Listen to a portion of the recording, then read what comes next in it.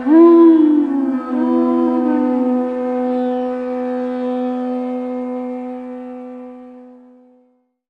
right, so in this particular chapter, we have, even though it's only 30 slokas, we have quite a few important things to add to our understanding of Krishna consciousness and of the Lord Krishna. And what we're going to do now is, first of all, I want to show that slide that shows sort of the cartoon before this one, the little one, the cartoon. Srila Prabhupada gives an example of a king who might enter the prison to convince the prisoners that there's a better option than being in prison. And the king will bring his ministers, and he will carry with him a copy of the constitutional laws of the state. And he will tell the prisoners, he said, now, if we leave our ministers here to explain this book to you, you can be free. All you have to do is study it, understand it, and follow it, and you can leave the confinement of the prison house. So that's, Prabhupada gives that as an analogy how Krishna does exactly that.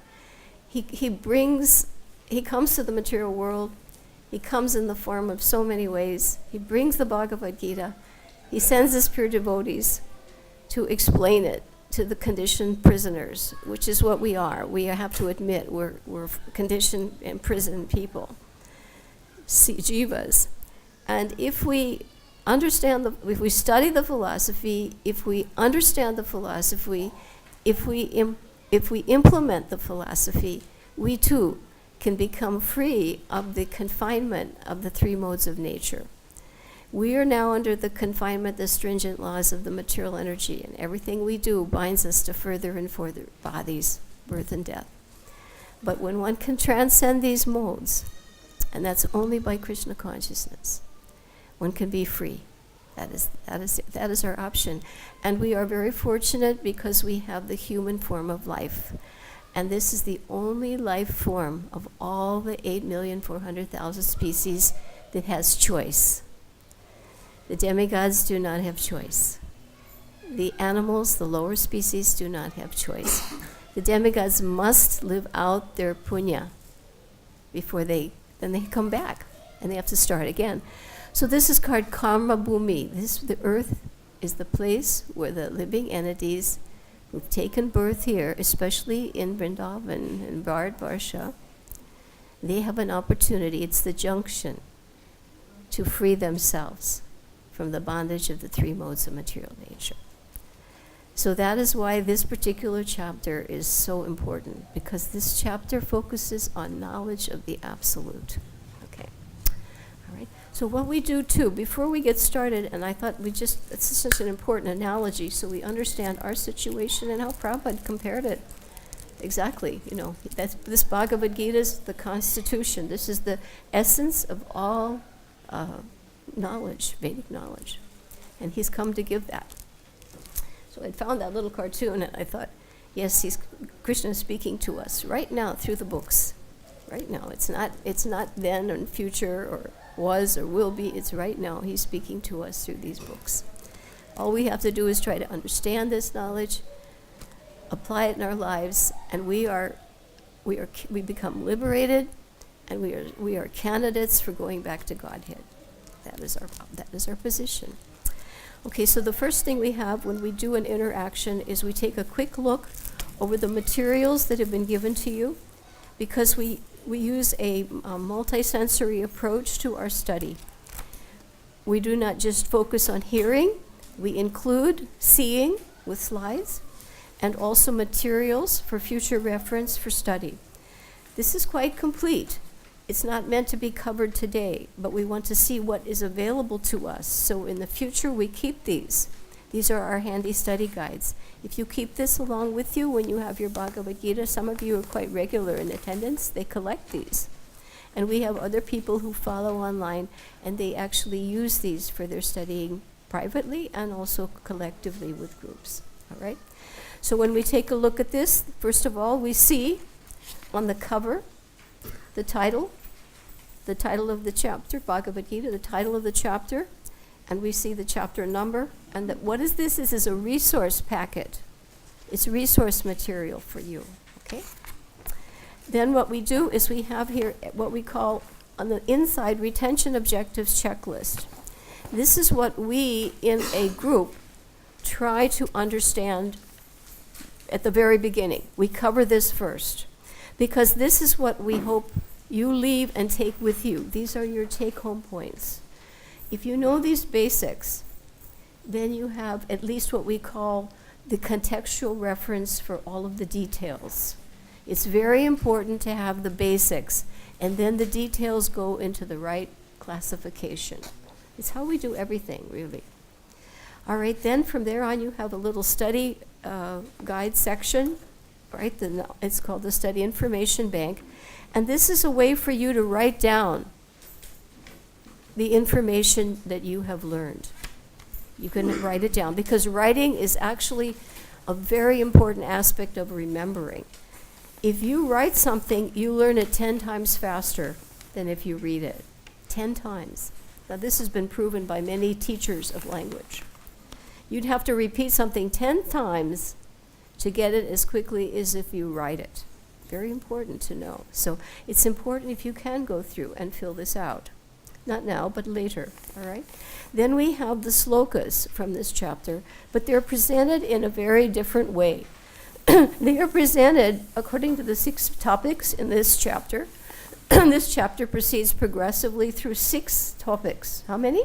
6, yes, because the audience will be hearing you, and part of retention is repeating.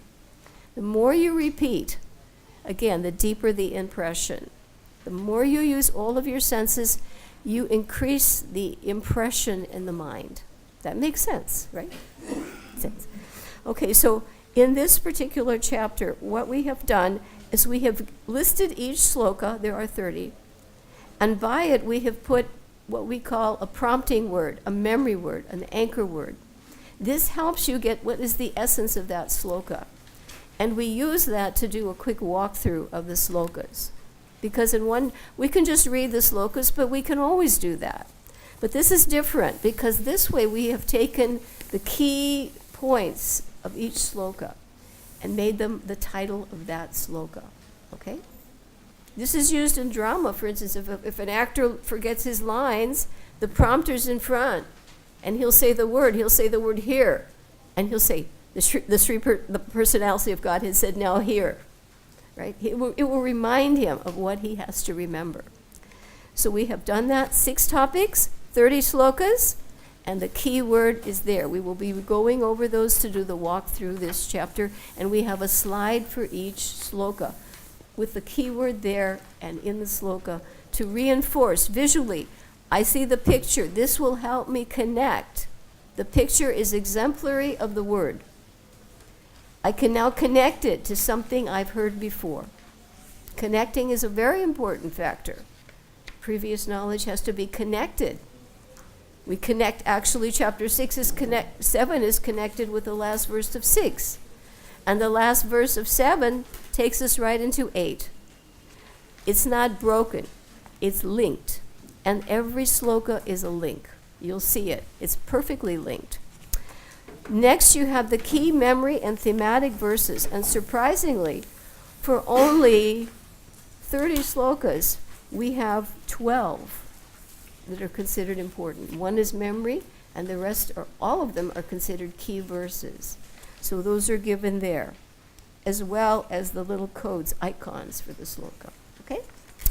Now, after that, in our study guide, and that we won't try to cover those because we'll be covering through them.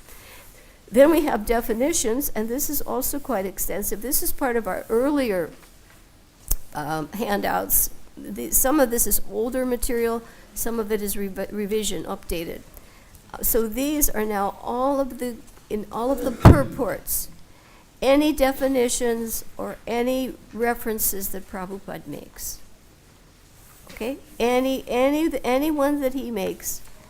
And I guess I also, did I break those down by section? I guess I did. I haven't even had a chance to revise all this because I've been making new slides that are simpler. Our goal is make it learner-friendly and more effective because time is limited. Our life is very short. Okay? It's by section, yes. Those definitions. This is very extensive. Again, it's a reference. Don't think you have to sit and study this all the time, but it will help you. It will help you. Chapter 7, Analogies and Examples. I have older slides for this, also by section, in which there is a slide for everything. I went through every purport, and wherever Prabhupada made a very specific point, a philosophical point, I tried to make a slide to depict it. Now, those have a lot of text, and now I have reduced the amount of text on slides. They have now decided that people's memory attention span is 1 second. It used to be 10. When I was first starting to study these types of things, attention was 10 seconds. And in universities, they say within 5 minutes after the class begins, the students have disconnected. 5 minutes. So we have to make effort. This is important. This is not just studying physics, chemistry, or social science. We're studying the laws of God. And we have to try to make sure we understand them, right, in an easily understandable way. Then we have values, objectives, checklist. This is also by section. And this is Prabhupada, every place he makes a point. A Krishna conscious person is demonstrated by this quality. So you can go through this and you can see, well, how do I rate? Am I close or far? You have to be able to evaluate yourself. That's what's one aspect of intelligence. It's the highest. How can I compare myself to the goal? How far am I? We may think we're doing well, but maybe we're not. And we should actually never think we're doing well. Right? That's the sign of a progressive person. Einstein said that actually knowledge is an inverted pyramid. The more you know, the more you realize you don't know. Yeah, when somebody says, oh, I know about Krishna, you can be sure they don't know too much. Try to quiz them, and they don't know much. But the advanced devotee thinks he doesn't know anything. And he's not even a devotee. All right, so we should always maintain that understanding. Then we have the list of cited verses. This is a new addition to our program, our study guide. This is available online. And all of the slokas of the 30, all 30 have been cited by Srila Prabhupada. And you'll see to what extent, some 225 times, Daivi Yashodamayi, 582 times. You'll see which ones are important. Then there's a question bank by section. Where's question bank? Okay. And then we have our charts. Okay, so these charts are also very helpful. And these are also an activity. They come out a little light, I don't know, but anyway. The first section is on the bhakti-yoga section. We've now reached the middle portion of the Bhagavad-Gita. The first 6 chapters are karma, and the last 6 chapters are gyan. But the middle section, the pearl, and that's our theme today, the pearl. There's a pearl sloka in here too. The pearl is the middle section. That's the valuable, protected part of the book. Bhakti Yoga, you'll see there all the chapter titles and the size. So our first one you see 730, and the knowledge of absolute is the title. On the reverse side of that, you'll find the specific breakdowns of the 7th chapter. There are 6, quite a few for only 30 slokas. But we use a lot of mnemonic, what we call devices, to help us remember something quickly. Don't think it's silly or babyish. The Greeks did it, the Romans did it. Only a Shrutidar wouldn't have to. And in Kali Yuga, Shrutidars are not so common. Right? The sages of Namaskharanya didn't need their smartphones, they didn't need their tablets. They just sat and remembered. Who can do that now? We're trying so hard. So we take advantage of whatever facilities we can find to help us understand this material. Then we have a before and after picture of the topics. We have the first 3 here with a blank below. So again, we have a key title word for all 6 topics. That way you can quickly reference. If you have a box of materials, let's say you're in the deity room, and there will be a label, and you'll say these are the crowns, and this is the jewelry, and then this is the mukuts, and then this is the whatever details, right? There'll be one label. So we label these boxes. These are boxes. That way you know, if I'm talking about the 3 modes of nature, I'm in the 3rd box. That's how we're going to do it. And we're going to remember by 1, 2, 3, 4. It fits. Okay? And on the back, you see the code for that in a code form. And then, of course, the key memory verses are shown again before and after, if you want to see. If you see, most of them are actually, the colors don't show up, but most of them are actually in the first section, and you get the 1 in the middle, the third, and then you get 15 and 16 in the fourth, and then and 19, and then the last 3, you'll get, I think it's 2 of them, 3 of them are actually, all 3 of them are in the 5th. Okay? Then we have some VIG charts there. And very important too, the Bhagavad-Gita. We're going to work a lot on the Bhagavad-Gita theme charts, because we can see even by the themes what box it goes in. Now this chapter includes almost all of the themes in the Bhagavad-Gita. So important. So you have the VIG charts, and then I have a reference chart here. It's not such a good print, but this is also from the Bhakti. We use the breakdowns that the Bhakti Shastri teaches. That's our authoritative source. So you see here, if I want to see where I can talk about the soul and transmigration, if I'm speaking or if I'm studying, it'll show you exactly in what chapter that's found. Okay? So this is quite complete. All right? So now the next thing, now let's take a look at our shells, the oyster shell. In this first chapter, Srila Prabhupada, first sloka, he talks about the importance of this section of the Gita. He said the first section, which is karma, right at the bottom, that's the bottom of the oyster, and the pearl is the middle, bhakti, and the upper is the gyan section. Now, Srila Prabhupada explains that very few people are interested in karma, in transcendental knowledge. That we're here is pretty amazing. And he said, and even of those who do, the first 6 chapters are for those who wish to understand the nature of the soul and of the self and of their difference between matter and spirit. They're there and they're starting. And they can elevate themselves up through karma.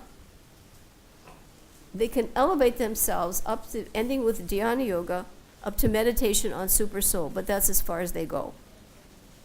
Only through bhakti, the middle section, can you know Krishna. Not possible any other way. And that's so clear. And it has to be heard in the disciplic succession through the mouth of a pure devotee, not some speculator or someone who's just contriving what the system is. So the hearing is important. From whom? And under the guidance of a pure devotee, and it must be from the parampara that is headed by Krishna. That's your prerequisite. So all of you sitting here must have had some previous qualification to be sitting here now. It's not ordinary. We may look like simple people, but somehow or other we're fortunate. Prabhupada said you are fortunate.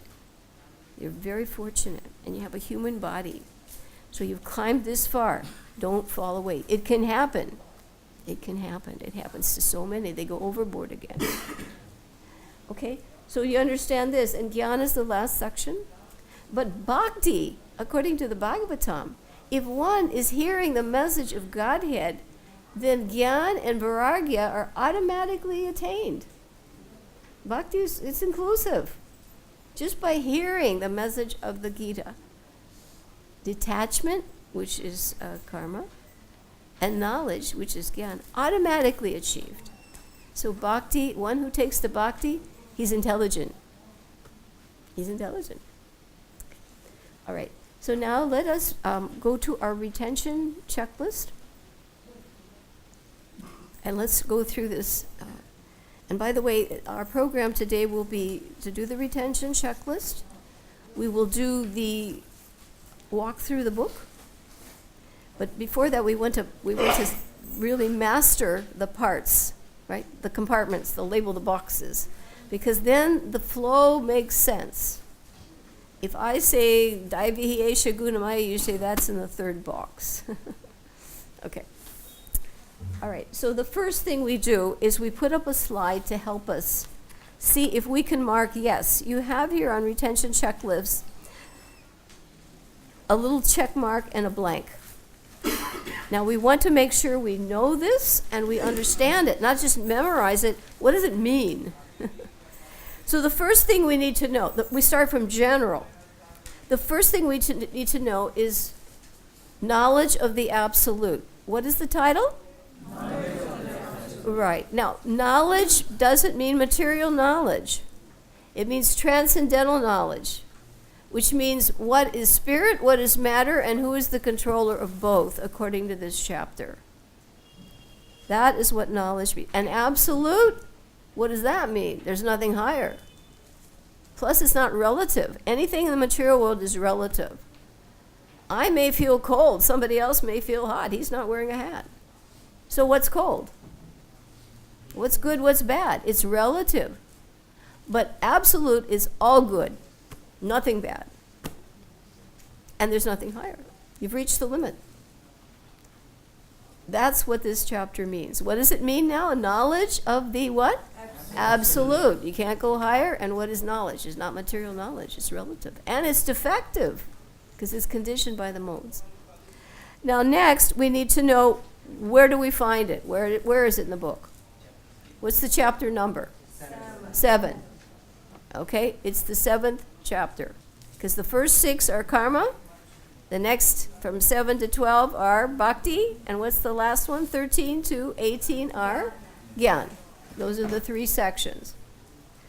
Now we need to know, how big is it? How many slokas? 30. Right, you see, so 30 slokas. So if you know that, put a check. Mark yourself. 30 slokas, 7 is the number, and I know the title. You should know that. Because people walking, we've got some guests here. They're new, right? So you also need to come on board. Just sitting and listening is pious, but it won't give you retention. Very little. Especially if you're not on board with us, right? So the idea is bring everybody up on board the deck.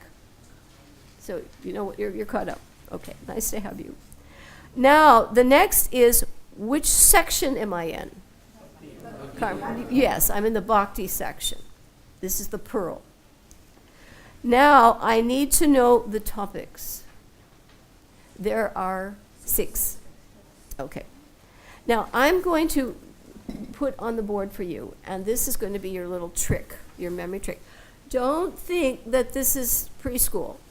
It sounds like it, but it's the way people who study. And even, we're going to do a little sutra, like the Vedanta Sutras. It's an aphorism. That means I get something down to the minimum. So we're going to say 1, 2, 3, 4. What are we going to say? 1, 2, 3, 4. Birth and death, nevermore. What? Birth and death? Nevermore.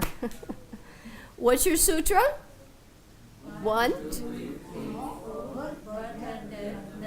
Right. One more time. 1, 2, 3, 4. Birth and death, nevermore. That's the result of this knowledge. Now, 1 is I'm referring to the first topic. In that topic, Krishna substantiates that he is the supreme absolute truth, full in all opulences that are manifested by his energy. He's the source of everything. 1 is the first topic. The second topic, he explains his 2 types of energies. How many? 2 Right. So 1, he's the first source. Number 2, he has how many kinds of energies? Spiritual and material. And he's the source. The third topic is about the 3 modes. Number 3. It's about the 3 modes. And how everybody is under them. Only by surrender do you release yourself. Everybody walking around is under I don't care if he's the prime minister or just a simple street sweeper. He's under the modes. Stringent laws. And he doesn't know it even. Number 4 box. 4 kinds of people never surrender, and 4 kinds of people do. What is it? 4 do what? Never surrender, and 4 do. So that gives us a 1, 2, 3, 4 understanding of the boxes. The fifth one is a little tricky. They have faith, but it's in the wrong thing. They have faith. They're worshiping, but it's misplaced. And 6, the final one, the 6th one, that one is how to get over bewilderment. The only way to do it is by knowledge of Krishna. That's how you get over it. It frees you. This knowledge, Prabhupada said, this knowledge is freedom, and lack of this knowledge is bondage. Simple. Okay? So let us take a look now at the key words. Let's go back, because now we know the box numbers and basically what's in them. The key word for number 7 is what? Hearing. The first process of devotional service is hearing, and the foremost. The first process is what again? Hearing. Yes, hearing. You're hearing. It's pious activity. You don't even have to do anything. Just sitting and hearing is pious, according to the Bhagavatam. And Krishna becomes your friend if it's about him. He helps you. The second one is what? Source. He is the source of what kind? Two energies. So they come from him. He's above them. And the third one is what? Surrender. You're under the 3 modes. You can only get out by surrendering fully 100% to whom? Krishna. That's it. Why so absolute? People say that sounds fanatic. Well, if you're supposed to be following the laws and you're not, and then you just partially follow them, are you going to get out of prison? No. You can't partially follow them. You have to fully follow the laws to get out. That's a haitukiya pratiyata, uninterrupted, unmotivated. I don't want anything from you. I just want to get back into my service. I'm here because I gave it up. No, I want to get back. You can't go back and be in a pure environment if you're still impure. You'll be embarrassed, right? They say in the spiritual world, everything is conscious. This table in the spiritual world will be conscious of what I'm thinking. Now, you're going to be embarrassed if you're thinking the wrong thing, right? Okay. Now, in the 4th box, we have how many? What? 4 kinds of people who do not surrender, and 4 kinds of people who do. And then, what happens in the 5th box? It's misplaced. They have worship, but the wrong thing. They're not going to get to Krishna. They'll get something, but they won't get Krishna. That's also explained in the 17th chapter. And the last box is what? Everybody wants to be free. You pick up any newspaper ad, and they show you people on motorcycles saying, I'm free. They're not free. They have to pay for the motorcycle. They have to get stuck in a traffic jam. They have to be in the hospital if they have an accident. There's no such thing as freedom. But that's what they're looking for. But they don't know what is freedom and how to get it. This is the secret. Knowledge of Krishna is freedom, and ignorance of Krishna is bondage. Simple. Okay, you got that much? Now let's go through a few more points, because I like to do the 1, 2, 3, 4 kind of thing. You'll go online, you'll see the top 10 foods you shouldn't eat if you want to stay healthy, or the top 10 places to go before you die. They always have that. Yes? Can I ask you something? No, at the end, okay? Because we're on a time schedule. At the end, okay? You may. I know, I hate to do that, but questions are always reserved for the end. Otherwise, it derails us. And then there's no end to it. Okay, sorry, but later. All right, now let's go down. Number 1, you see the numbers here. These are just some ways to remember something. Number 1 is what? On your chart?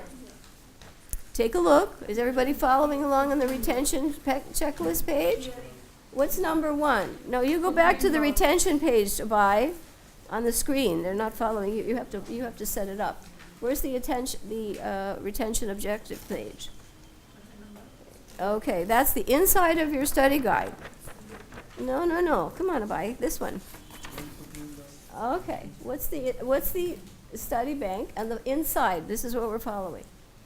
Okay, quickly. There we are. No. Come on. Yes, that's it. Okay.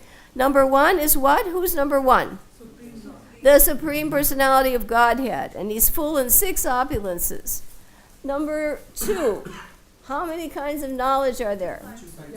Yes, Gyan and Vigyan. And Prabhupada explained those in lectures in a very interesting way. Gyan and Vigyan. We're going to look at some slides. Now, let's go just through this first, and then we'll look at the slides. Number 2, what else do we have? How many kinds of knowledge? 2, para and apara, right? And number 3, how many features of the absolute truth? What are those again? Brahman, Paramatma, and Bhagavan. The other 2 have not reached the topmost understanding. Bhagavan includes the other 2. Everything is included in Bhagavan. Now, what else is number 3? We've got the 3 modes. What are the 3 modes? Right, Satvika and Rajas and Tamas. Everybody's under those 3 modes and has a body that's composed of them to a certain percentage. It's like a percentage mix.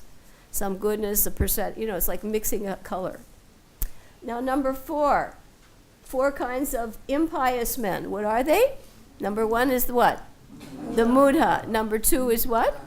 Narayana. Number 3 is what? Maya Pakrita Gyan. And number 4 is what? Asura. Yeah, that's the Asura. Right, that's the worst. Okay. Now, the 4 kinds of pious men are in the next 16. What are they? Arta and? Yeah, Arta, Arti, right? And then the next one is? And the Gyanis, and then finally what do we have here? Right, and the, do we have it here? Yeah, one who knows things as they are, right? All right, now I've heard people explain this also in terms of the 4 divisions of society. Like the one is distressed, sort of like the Sudra, and the one who wants money, right, Vaishya, right? And the one who's curious, he might be, king, right? Kshatriya. And the Brahmin is what? He's interested in knowledge. Okay. Now, 6 opulences, Krishna's full in them. Wealth, strength, knowledge, beauty, fame, and renunciation. Complete. Full.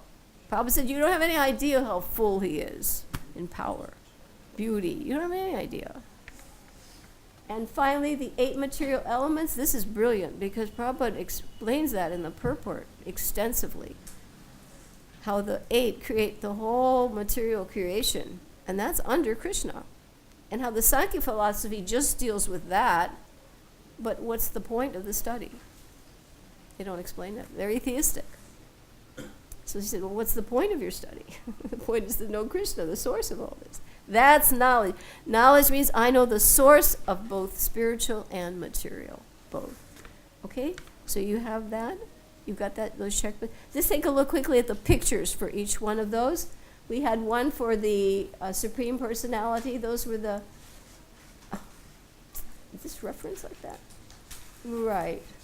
Did I have that? Okay. Well, you've got the breakdown. You've got that. Was that the folder? Source. You've got the word surrender, freedom, renunciation. You have the 6 opulences there. What else do we have? Oh, this is important. Gyan and Vigyan. Prabhupada explains it so beautifully in a lecture. Gyan is philosophical. It's philosophical. I'm studying.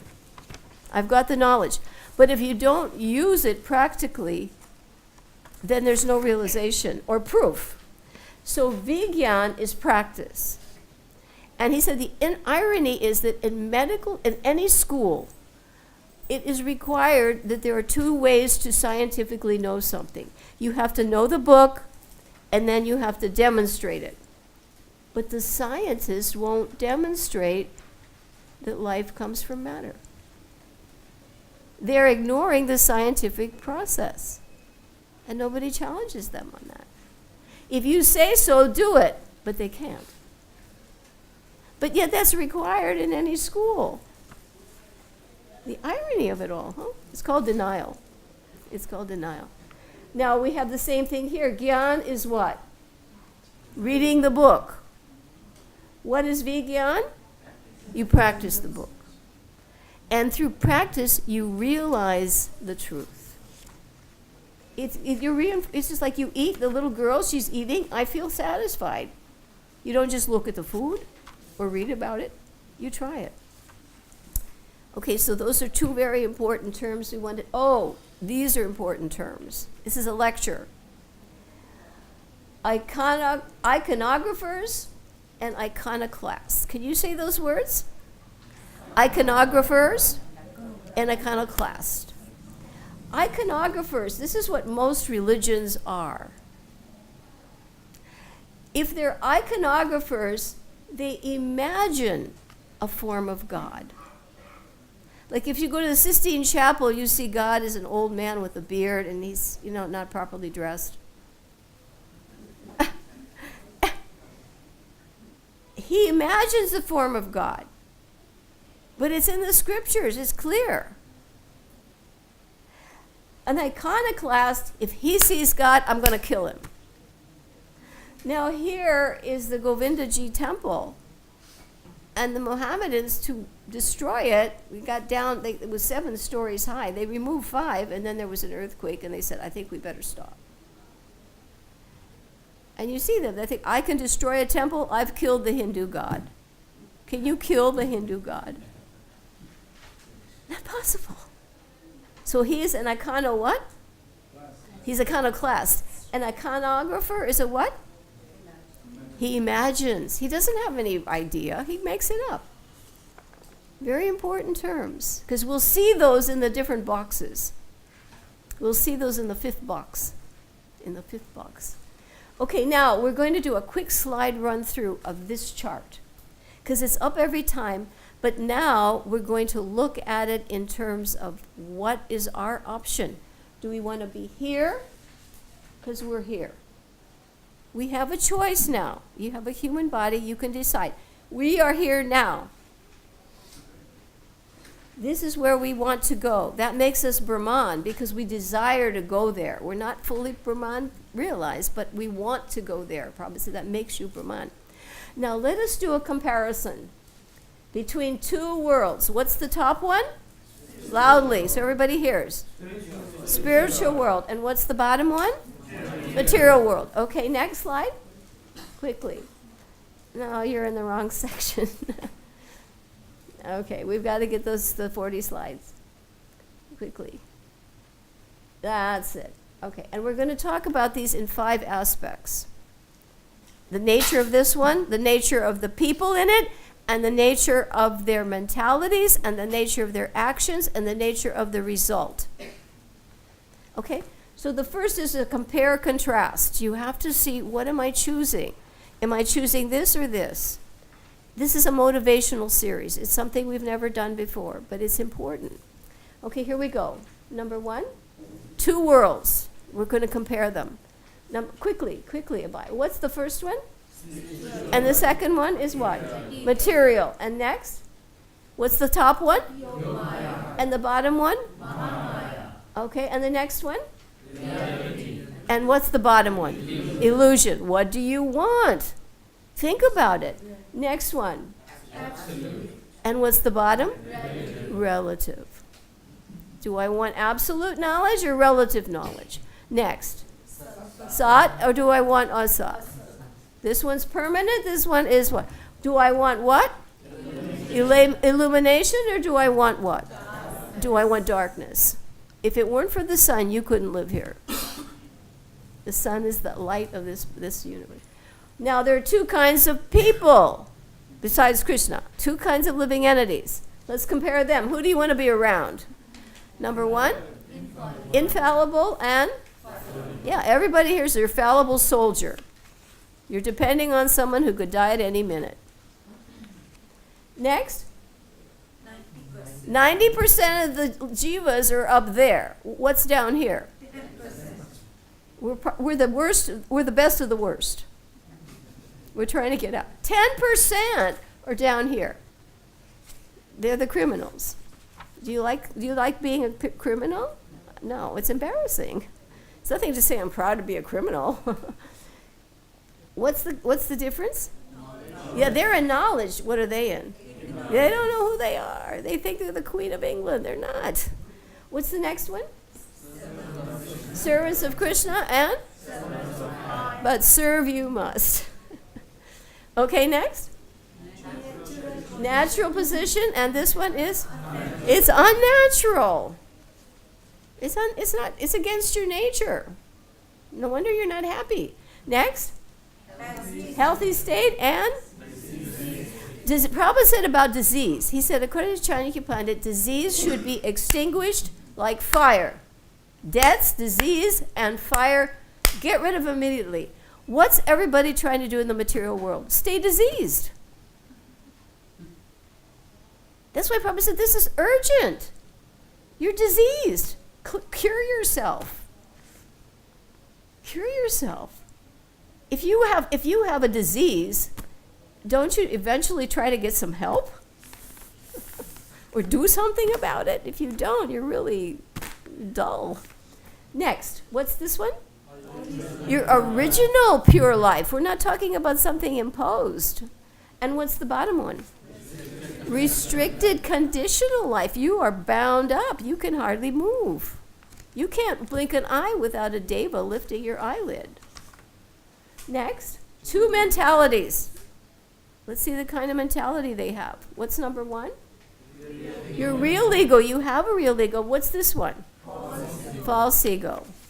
It's the final covering. Each covering is 10 times thicker than the last, and false ego is your final covering. It's very thick. Next. Krishna is God. What's this? Yeah, that's why everybody's fighting. I'm God. Why are you telling me anything? Just think about you just deal with people for very long that aren't trying to be devotional, and you'll get the picture really fast. What's the nature up there? They're spirit, soul, conscious. What are they down here? Material body conscious, decorated, put perfume on it, try to squeeze some pleasure out of it. Can they do that? It's a dead vehicle. It's dead. It was always dead and will always be dead. What's next? Krishna is the proprietor, controller, and enjoyer. And what's the person down here going to say? I'm the proprietor, I'm the controller, I'm the enjoyer. Is it fun to be around people like that? No. What's next? Love for Krishna, and what's the bottom one? Envy of Krishna. Right. Now what's this one on top? Selfless love, and what do you find down here? You better believe everybody down here wants something out of you. They'll do anything to get it, good or bad, right? Okay, can you make room for that, Mataji? Let it like that. All right, next. And what is the nature of the people in the spiritual world? They're grateful. That's the first. Prabhupada said appreciation is 50% of spiritual life. What's everybody down here? Yes, God gives me everything. I think he's dead. Or if he isn't, I'm going to kill him. Finish him off. Two kinds of actions. Now let's see what kind of activities these personalities take. Number one, they are obedient to the laws of God. What about the ones down here? Yes, deliberate disobedience to the laws of God. That's the root of sin, and that's why they're here. Next, number one, they remember Krishna. What about the ones down here? They forget him. They try really hard. Don't talk about Krishna. I don't want to hear about him. It's true. You bump into people like, I don't want to hear about him. Don't turn up. My father said, turn off the Japa tape. I couldn't be around him too long. You know what I mean? Okay, next. What do they do up there? They render service to Krishna. What do they do down here? Serve you must. One or the other. It's a flip switch, off or on. No, the minute you aren't serving Krishna, you have to serve Maya. Serve you must. Serve your dog. Serve your master. But serve you must. Either dog or God. Your choice. Who's going to help you? Your dog? I don't think so. Next. Proper use of what? And if everybody's got a minute portion, what do these guys do? They misuse their independence. Those are the Duskritinas. They've got that right. You've got your privilege. You have that. You're here. You made the choice. You chose this. Do you want to keep choosing this? I don't think so. Next, what's this one? Yes, I devotionally use the resources. I don't just, no, don't talk to me about money. Prabhupada would take money and use it like anything. What do these people do? Exploit the material. And we've got a really heavy little video to show you about that one. It's really almost ghastly Ross, but it's true. The whole world is doing this. If they're not exploiting resources, they're exploiting people. It's true. Don't think it's not. Just look around. Look at what's going on in the planet. It's self-annihilating. It's pretty heavy, right? We're lucky. We're not in that association so much. We're protected. We're sheltered. Next, what do they do up there? They cooperate with Krishna. What do they do down here? They compete with him. I'm God. Next. How do they treat others up there? Service, friendship, and compassion. How do they treat people down here? Envy. I envy anybody better. I compete with somebody who should be on my level. And I what? I exploit someone who's lesser than I am. Nice package. You want to be around people like that? That's what's running all over the planet. 2 results. What do we get? Number 1, they're liberated above the modes. What are these people? They're conditioned by the modes. That means I can't move. Restricted. What's this up there? Result? I get an eternal spiritual. I have one waiting for me. And believe me, I think it looks better than what we're sitting in. Probably does. What's this one? Changing material bodies, one after another. Grasshopper, toad, worm and stool, Brahma, demigods, this, that. 8,400,000 ways to forget Krishna. 8,400,000. Next. What do we get up there? Eternity, knowledge, and bliss. What do we get down here? Mortality, ignorance, and suffering. Guaranteed. Never stops. Try it. If it's not too hot, it's too cold. If you get rid of the hot or the cold, then somebody gives you a hard time. Or the government says, no, you got to pay more taxes. Adhyatmika, adhibodhika. Every second, everybody is suffering. Change means I just change the suffering. That's all. I never get rid of it. Ever, ever, ever. Next, what do you have? Eternal life and repeated birth and death. Okay, and anything else? Freedom and just different ways to say the same thing. Freedom and bondage. And you are protected by Krishna up there. And what do you do? What happens down here? You're punished by Maya. She's going to let you have it. 3 prongs on her trite all the time, burning you to a crisp. Next, what's up there? Sanity. What's down here? The whole world is mad. Look around, read the paper. Besides the ads will tell you it's great, but the other ads won't tell you that. The news will tell you something. Okay, and what is one? Those people are glorified, and these people? Condemned. Prabhupada said this is a condemned place. He said if you moved into Braj and you wanted to buy property, and you knew there was a village full of dacoits, would you buy a house there? Why? He said, we chose this. That's what we did. Yeah. He said, it's condemned. So now you have a chance to think, what do I want, this one or this one? This is your inspiration to know chapter 7. All right? Okay, now we're going to go to our slokas. Are we ready? So please turn in your study guide to the words for each section. And we're going to do the words first, and then we will look at the slides quickly, okay? Okay. Do you have the slokas? Are those the sloka slides? Okay, good enough. All right. In our first topic, the key word was hearing. And what happens by hearing? You know Krishna in full by what? Hearing about him. Do you see that? Yeah, this is what happens when you hear. I will know him in full, complete, perfect. Nothing further to be known. That's it. I've reached the top. What's our first word? Hear. What's our second word? Phenomenal. The world that we see. Right? The world that we see. What's our third word? Thousands, thousands, thousands, thousands. What's our fourth word?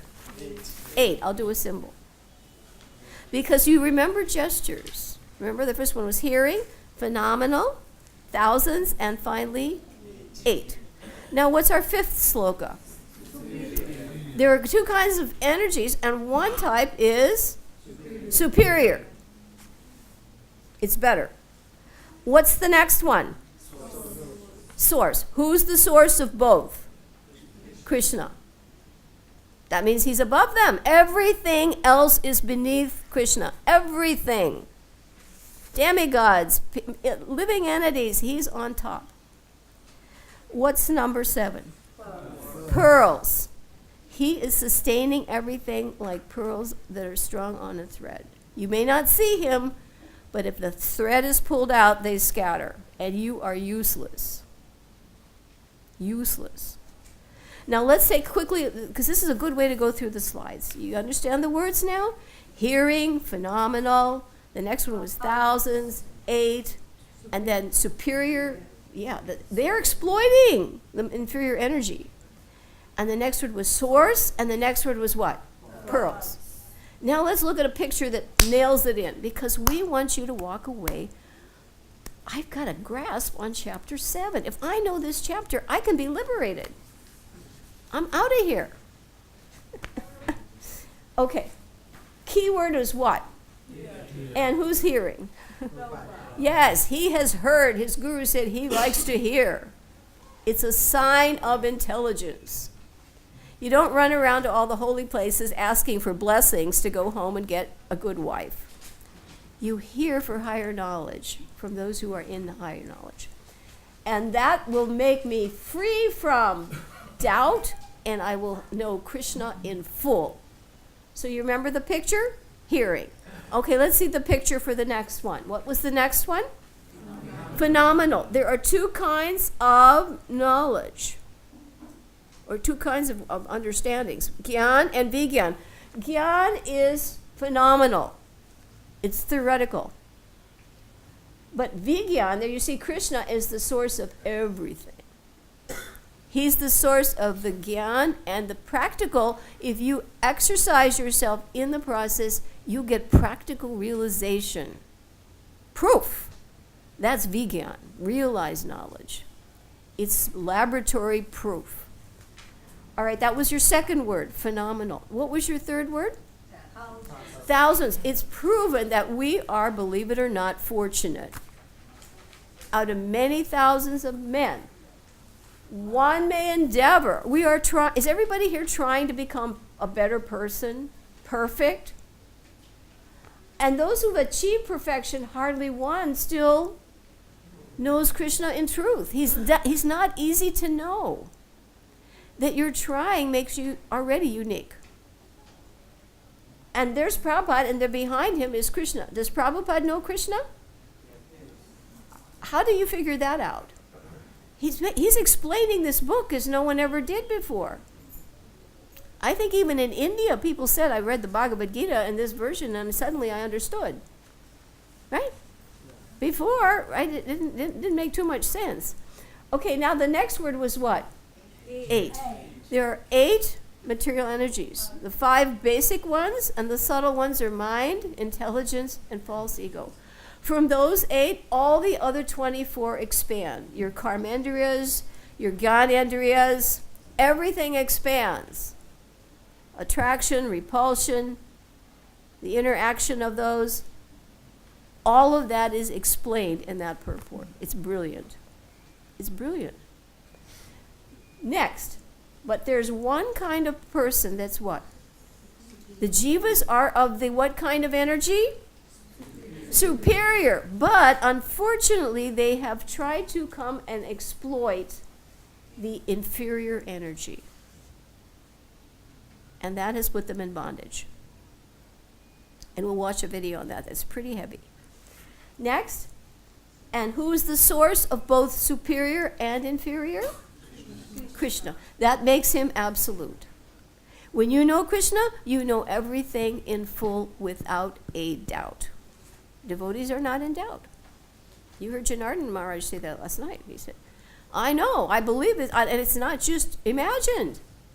It's not superficial imposition on my mind. I've experienced it. All right, next. Pearls. Important, the pearl sloka. That's the pearl in the oyster. Krishna may be invisible, but believe it or not, he's there. And we believe it, right? Not believe it or not. He's there. He's sustaining everything, like a thread that you don't see on the string of pearls. Okay, now we're going to go to topic 2, so let's quickly refer to the words, because when you've got the words, does that help you to do the words first? You'll see it will, because then the slokas are just it's a string of pearls without a thread. This gives you the thread. This is the thread. This is a study trick. It's called walk through the text. So number 2, we are now going to know Krishna as the source of both material and spiritual energies. Now Krishna is going to prove in this section that he actually can be appreciated through his energies. Proof of it. You don't have to imagine. Just as when the sun comes up in the morning, if you're not outside, you can tell the sun is up, right? The light comes into the room. Everybody agree? Do you have to go on the roof and look at the sun? No. The light is a proof that the sun is present. This section will show you how the impersonal, the preliminary understanding begins in his impersonal aspect. How if you see him in his energies, you have proof that he is there. The sunlight is proof that the sun is there. Agree? So in this section, and we have a key word for each one, but there are usually 4 ways in each, because it covers all of the 8 material elements here. How he is actually the active principle in all of them. He is the taste in, right, he's the taste. He's the taste. Next, he is the fragrance. You smell something, if the source of that is Krishna. Number 3, he is the what? Seed. He's the seed of everything. Moving and nothing created, moving or non-moving, has its origin without his seed. What's the next word? Strength. Any aspect, opulence, he has them in full. One degree of that is in his part and parcels. And finally, what's the last word? He's told you all this, but is he affected by any of this? No. He's independent. And that's why it is important that you have to surrender to him. If you want to be free of all these modes, these are the 8 material things that bind us, then you have to know he's independent, and if I connect with him, I will also be what? Independent. I will never be independent of his control. That's also up here, but it's willing. This is not willing. They're controlled. They think they're free, but they're bound. Up here, Krishna, I just want to please you. I just want to please you. Tell me what I need to do. So let's look at the slides quickly. Ready? Taste of water, right? That's one of them. And they talk about the light of the sun and the syllable om, the sound. There are 4 there. But you get the idea. Through taste, I can appreciate Krishna's presence, the impersonal way. But the devotee says, thank you, Krishna. I'm going to offer water to you on the Lord's plate. He uses the energy to serve the Lord. He doesn't discount it. And he's grateful. He's grateful. He engages it, and he's grateful. Next, he's what? Fragrance. He's the fragrant, the original fragrance. He uses the word original, punya. And in this case, it means I'm the origin of that. Any fragrance that's coming from me. And also the heat and fire, the life that all it lives, and the penance of all aesthetics. What's the next word? Seed. Everything has to have an origin, and he is the seed of that. Everything. All living entities. He casts his glance on the material energy and bam, injects the living energy into the womb of the material nature. Next. He's the strength of the strong. There's Jayananda. Using his strength properly, not to abuse somebody. That's what a lot of people do. They use strength to impose themselves on others or abuse them, harm them. No. They use their strength in the service of the Lord. And what's the next? He's independent. All these things are within me. Yashoda's looking into Krishna's mouth, and she sees the whole creation. But I'm not affected by it. He's so inconceivable. And Prabhupada uses achintya abheda bheda tattva. Simultaneously one and different. Simultaneously. Now you understand that second section? Is this helpful? Okay, now let's take a look at 3. We're lucky we only have 2 slokas here. And they start with the word DD. I like to use even a more concise DD. One is diluted, and the other word is divine.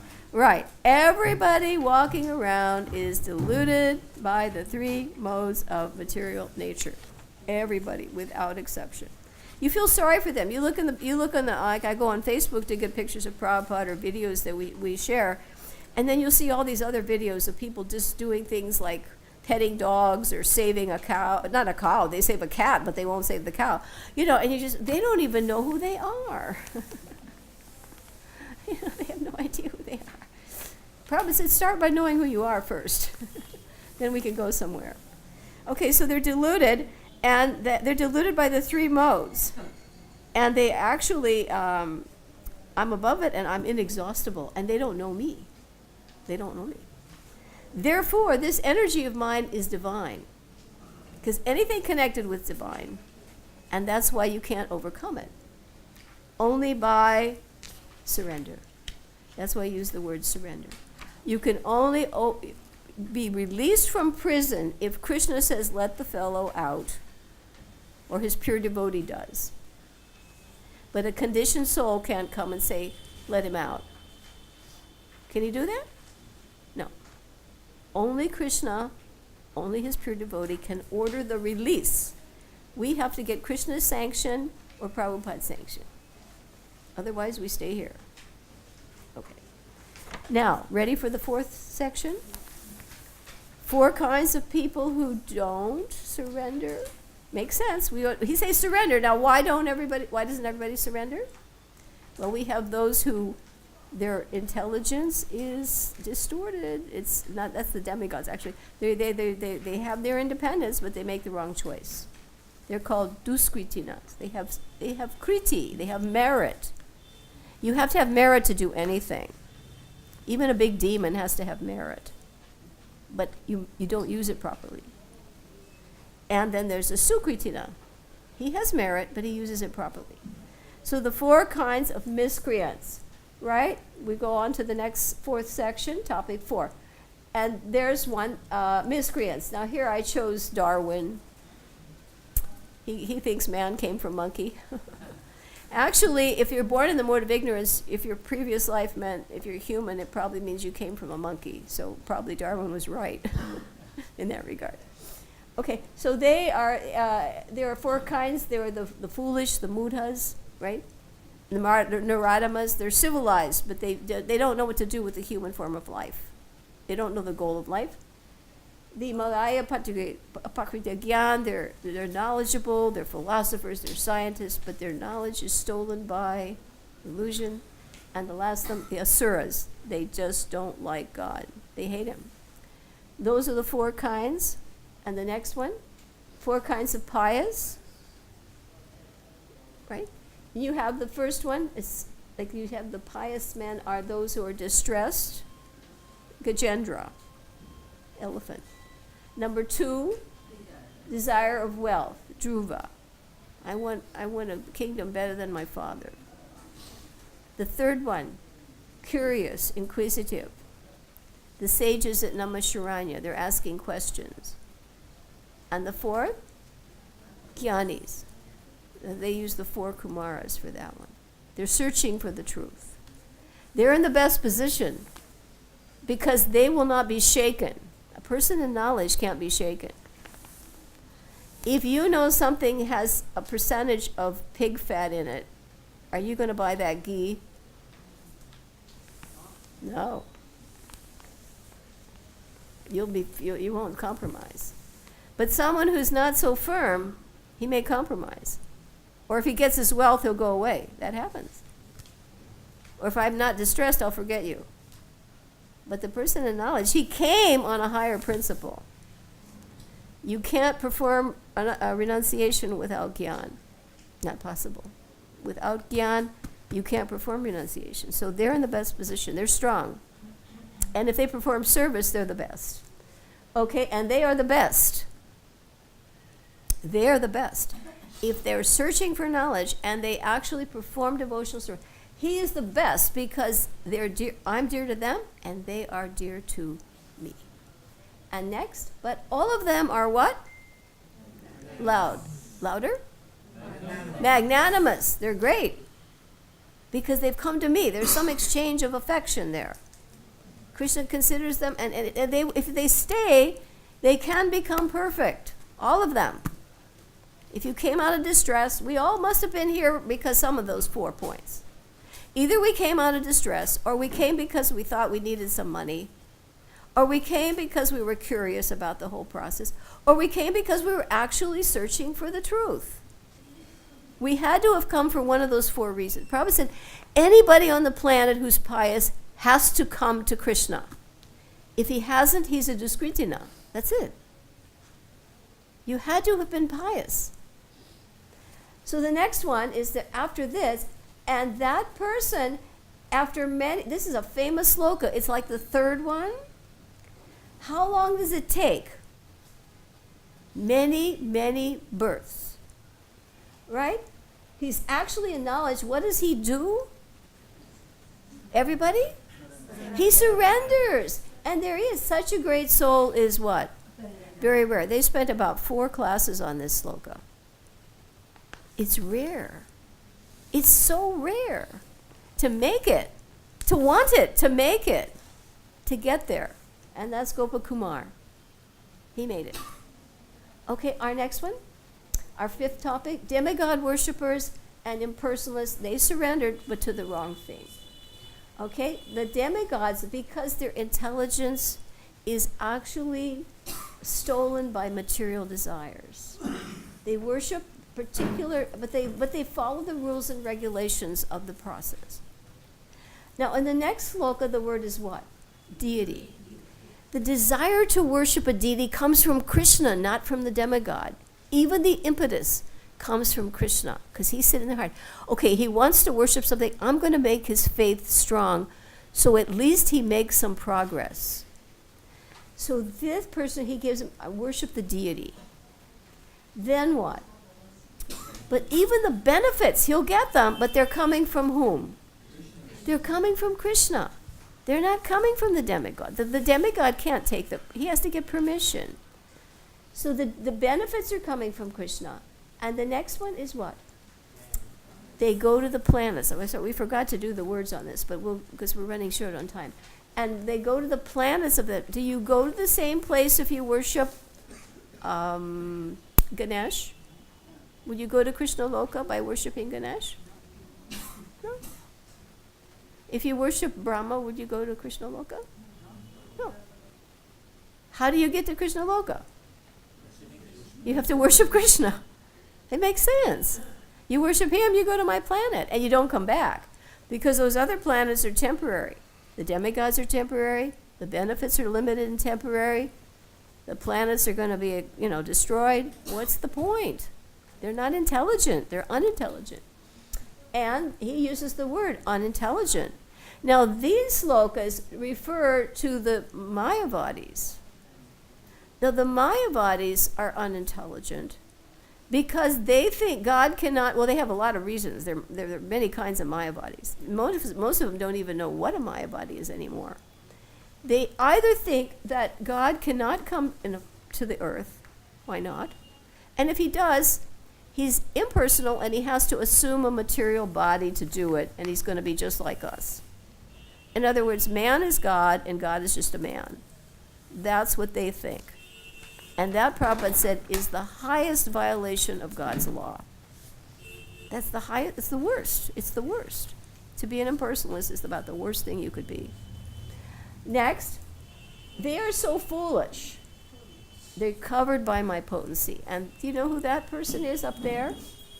Anybody know who that guy is? Who is he? Anybody know? Who's sitting down? Krishna. And Krishna has gone to go see Duryodhana. He wants the peace. Let's stop the fighting. Why should you brothers kill each other? Duryodhana is covered by the illusory potency. He doesn't realize who God is, to the extent that, what does he say? Does anybody know what he said? Yeah, he said, I'm not going to give them anything. And on top of that, you know what he told everybody? Arrest that man. Are you going to arrest God? Look at Krishna. He's sitting there. He's like, is he crazy? That's what he said. Arrest him. Can you arrest him? And Krishna even showed his universal form. And he still didn't get it. That is what you call what? Foolish. Foolish, number one. Okay, let's try our last topic. I forgot to do the list. Let's go to the last topic on your thing. And the first word is what? No. Okay. And your next word is what?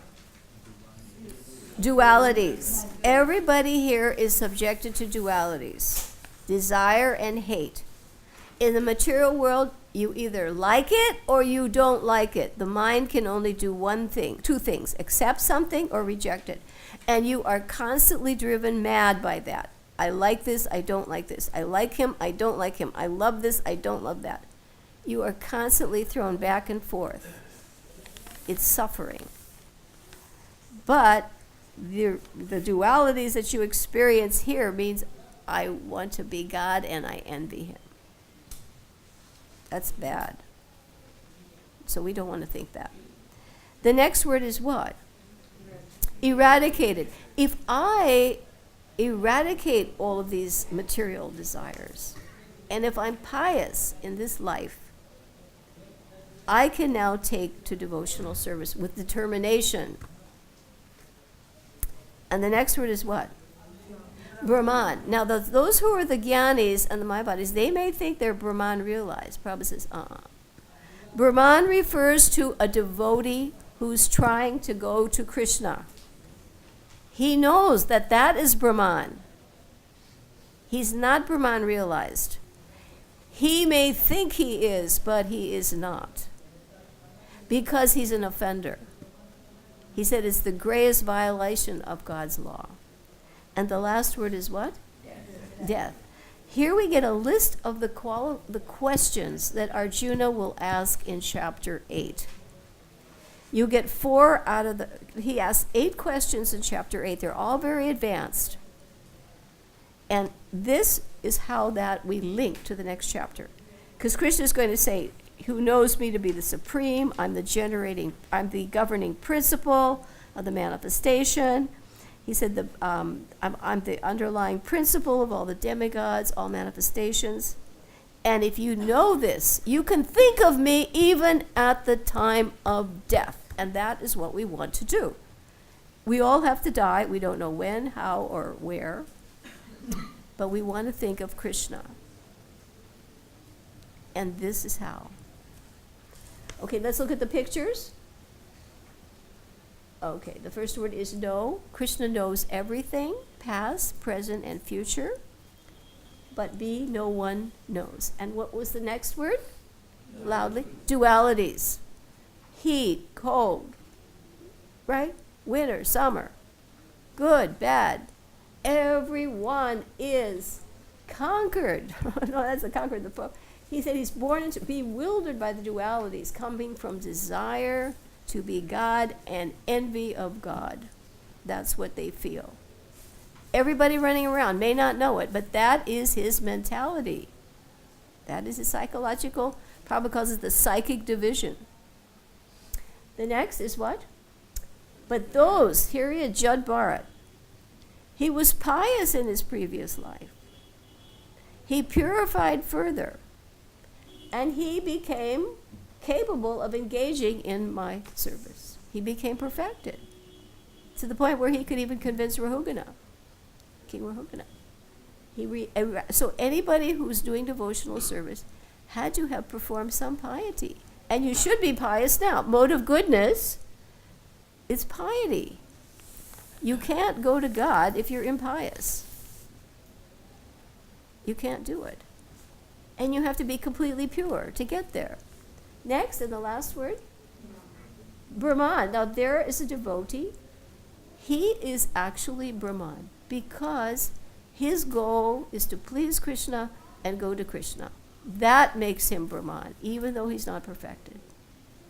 Not the Mayavadi or the Jnani. And the last one is at death. You can think of me even at the time of what? That's important. Now we have just a few minutes to look at some quick videos. Did you find that helpful, your walkthrough? This chapter. Okay. You got the parts, you've got your thing.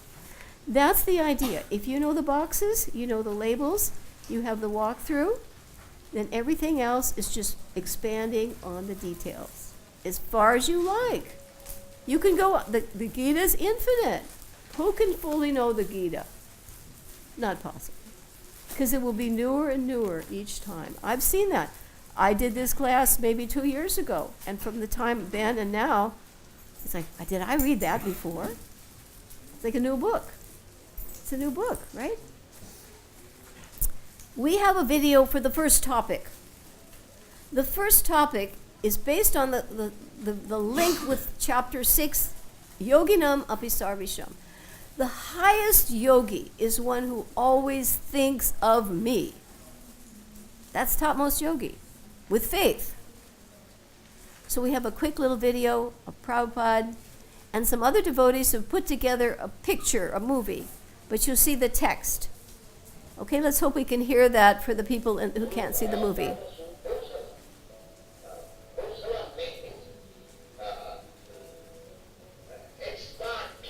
Expert trick.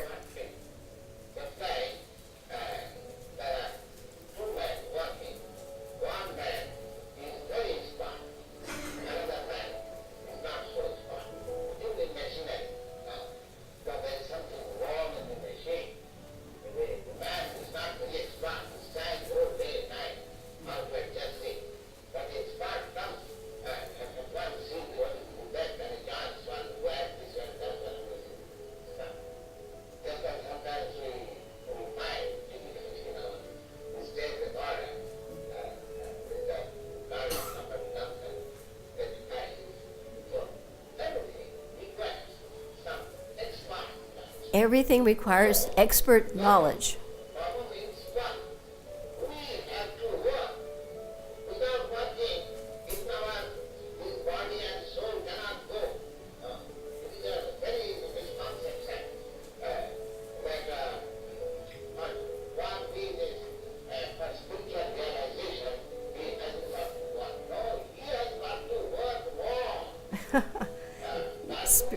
You have to work more for spiritual realization.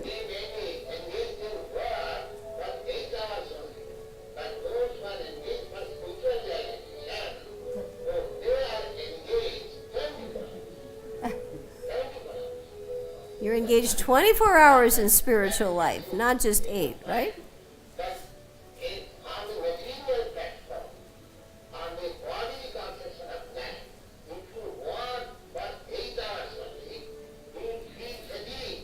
Right. Everybody experience that? Material things make you tired?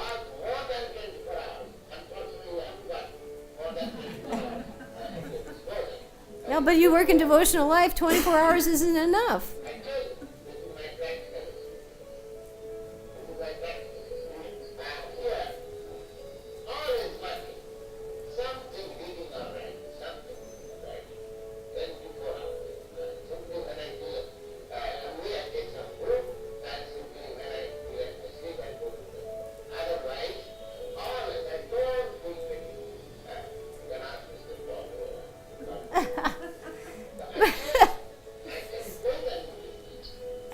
There's pleasure in it. It's not drudgery.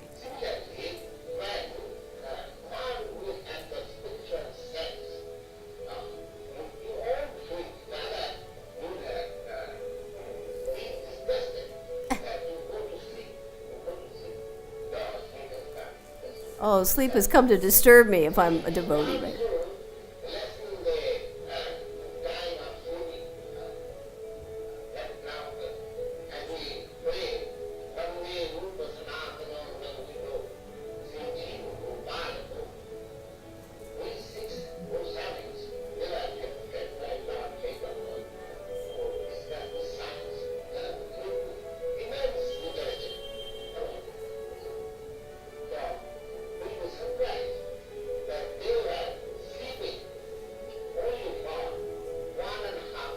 That's all the Goswamis, very little. Okay? So what should we do?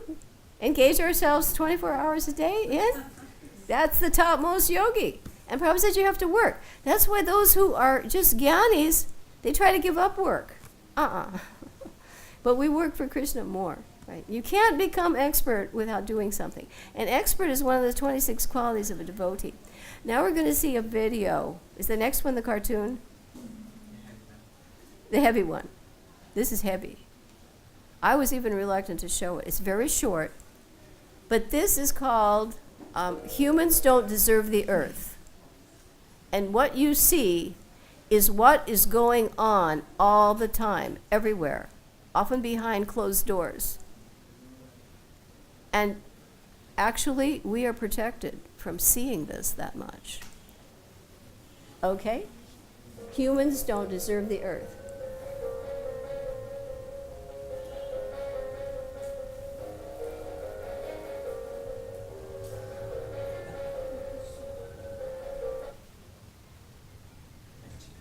What?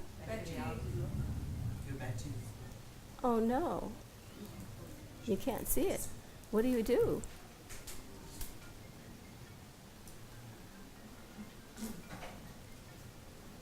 It was plugged in all the time. How could it be out? I can't believe they're not going to see that video. Or the rest of them. Well, I guess Krishna didn't want us to watch that. Anyway, let me just say it in brief. You'll see that, this person is, cutting off the head of these chop. He's taking a chicken and feeding it to be fat, and then eats the limb. He's doing. That's what's going on all the time outside this compound. It's terrifying. And then the other videos we had one of Prabhupada, right? And that one was really beautiful, right? Too bad. Anyway, I guess Krishna wanted us to stop at 6:30. Okay, is it going to work?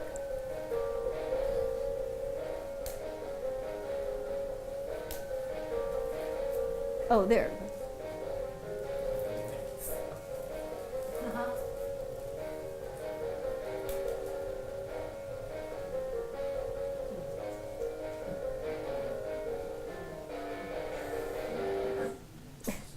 It's pretty heavy. But that's happening behind closed doors. It's on internet? No, it's the batches though.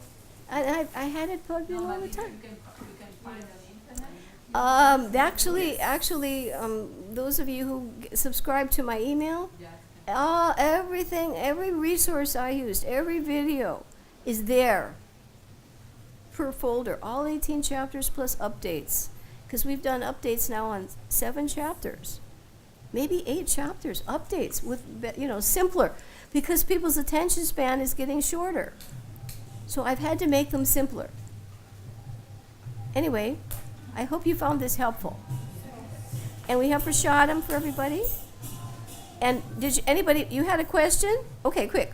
Yeah, because you were saying how animals and demigods don't have choice. No, You mean that they don't make karma, they just... no, they can't. No, for this reason. An animal, if he's suffering the sinful reaction, he has to burn it off. Otherwise, he's eternally condemned.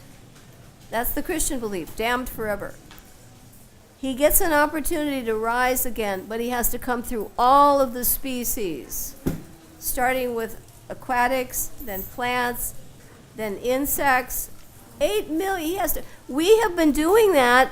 We're called Nityabhata for millions of lifetimes. So they don't have free will. No, Neither demigods. no. They pray to be humans.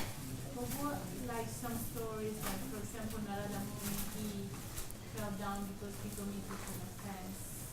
Well, Narada had to purify himself So he did some karma there. here as a human. No, I mean when he was in the heavenly planets. Well, you can fall from any position. But they pray to be humans. It's explained in the 5th canto. The demigods are praying to take birth here. They said those people there on earth, they're already engaged in devotional service. That's why you don't want to go to the heavenly planets. You'll have to spend 10,000 years up there and come back when the Sankirtan movement is finished. And Prabhupada said, don't be around. Somebody said, what's it like? Prabhupada says, you'll eat me and I'll eat you. It happened to Dhruva. He didn't want the kingdom. He said, I don't want the kingdom. I want you. Krishna said, I'm sorry, you have to rule it for 36,000 years.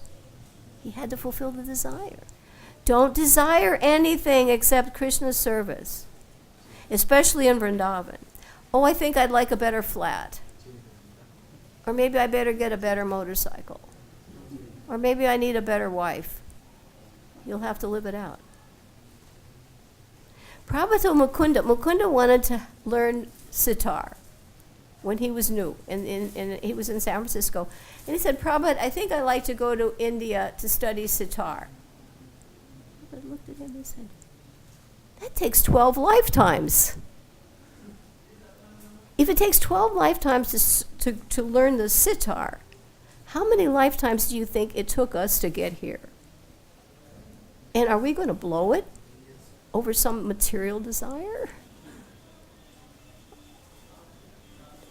You know, like, I think I'd like a new wedding ring or this one. You know what? It's just stupid. You should not use any time for anything temporary. Because you'll have to pay for it. And you'll have to take another body. I even know devotees that like to go, oh, I like to go here on my birthday. I like to go to this place, and I'd like to go to this place, and I'd like to go to, and they are planting seeds of more bodies. So you were telling me about your mother-in-law, right, Shama? She likes to travel everywhere. I thought she's just making more bodies. You plant seeds. You know, I look at the royal family. They go here in the kingdom, and they go there, and then they take their picture at the Taj Mahal, and they're planting seeds for millions of births. They don't have any clue as to what they're doing. It's tragic. Prabhupada said they have to know this knowledge. Okay, enough for questions. Everybody happy? Fortunate? Yes. Grateful? Yes. Happy New Year? Yes. May you all think of Krishna 24 hours a day. Haribol.